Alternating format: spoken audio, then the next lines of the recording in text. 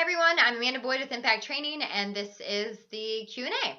Basically how this works is that people write in and then we answer their questions via video and article. So yay. Our first writer has written us about Shin splints. Dun dun dun. So she's been running for about 3 weeks and has horrible agony of pain of shin splints. If you've ever had these and you know they're awful, and we'll just kind of leave it at that. The technical name for them is MTSS. It's medial tibial stress syndrome. So if you want to get really fancy about it, that's what you can say that you have. And there's a couple reasons why it happens, or they think it's why, or like what's actually happening with shin splints. So we're going to talk about that, talk about the causes, and talk about the treatments, or the hopeful treatments of them anyways. So it's kind of funny because I've done all this research about endurance sports and all that fun stuff. And when you look up the why or what's happening with shin splints, it's kind of an argued viewpoint among exercise physiologists and scientists. One aspect is that you actually have little micro tears in your muscles, which would be awful. And then the other aspect is that there's an inflammation of this membrane called periosteum, and that's actually what is surrounding the bone. It's what supplies nutrients and takes away waste, and it connects your tendons and ligaments, no big deal or whatever. But either way you look at it, they both suck, so it's going to hurt. The causes for them can be very tricky, and diagnosing those or seeing which one, fits you is kind of tricky. So you kind of have to pick one and then try to fix it and see how it goes.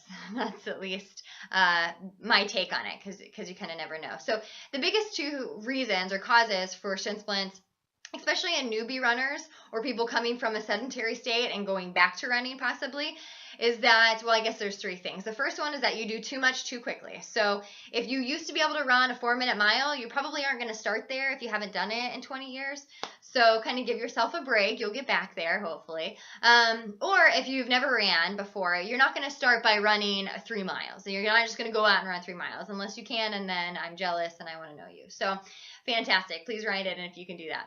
So you want to start slow and then increase. You want to increase each week about no greater than 10%. That's kind of the rule for runners. So kind of keep that in mind. Are you doing too much too quickly?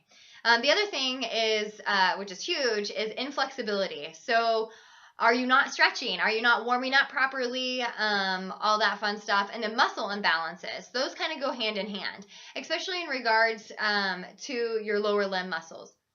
So the combination of not being flexible and then having an imbalance or having a weak muscle, I mean, it's just a combination for hurting. And then it's going to lead to other things like hip issues, lower back alignments, and of course knee and ankle issues. So it kind of goes hand in hand, and shin splints can be one of those warning signs that it's happening. Other things could be your gait. So this isn't a con game for running stores. They actually do test your gait, and it's huge on how you hit, what your gait is, what your stride length is, how you do you pronate, which means you hit the outside of your foot and roll in. Do you have arch issues? So they can test all that, and that's a really good place to start if you've kind of done everything else. Getting new shoes is really good. So again, I'm not trying to push, $300 Nikes on you, but we're accustomed, we need that support. You're putting a lot of stress on that lower limb, and your feet take a lot of stress anyway. So we have to walk, we have to move, and our feet are how we get there. And so we need to take care of them by having proper shoes. If you're a person wanting to do barefoot running, then that's a completely different episode, and please write those questions whenever you can.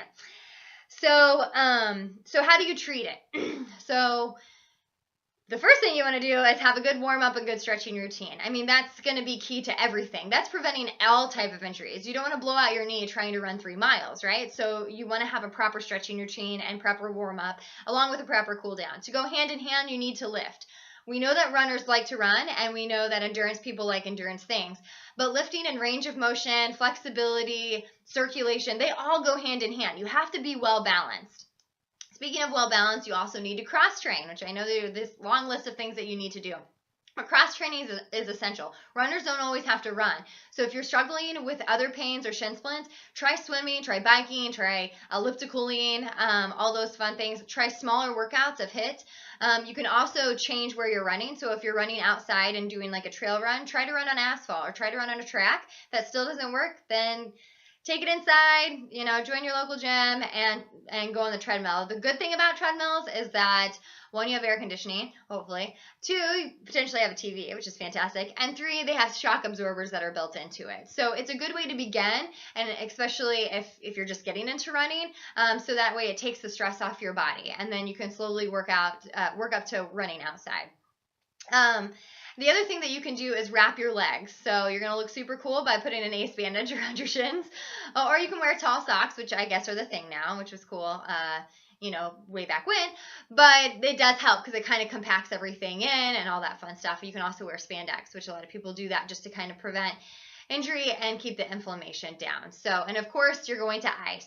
So if you've had shin splints in the past, I would recommend you icing even if you don't feel it. Never run through them. Always stop and stretch if you feel them kind of coming on, or change to a different activity. So we appreciate the rider writing in, and we look forward to the other questions. So happy running!